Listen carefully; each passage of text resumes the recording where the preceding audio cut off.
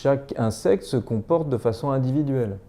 Donc ce ne sont pas dans une fourmilière, vous avez l'impression vu de loin que c'est des clones, en fait pas du tout. Si vous suivez chaque fourmi, chacune des fourmis, vous verrez que chacune ne fait pas la même chose.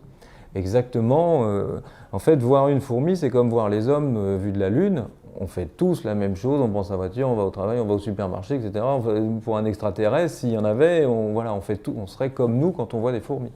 Mais quand vous zoomez, quand vous rentrez dans le cœur d'une fourmilière, bien sûr, ils ont tous leur individualité. Alors, ils ont leur individualité et aussi cette fourmilière a sa culture.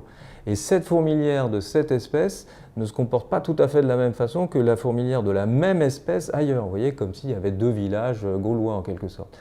Elles ont leur culture, deux ruches ont leur culture.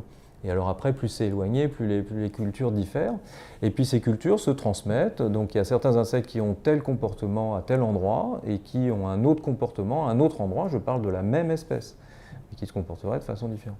Donc il y a des cultures évidemment aussi chez les insectes. Il y en a chez tous les autres animaux, on l'a remarqué depuis bien longtemps. Il y a des cultures chez les insectes. Ils ont leur individualité. Ils ne ressentent pas forcément, évidemment pas la douleur comme on le ressent.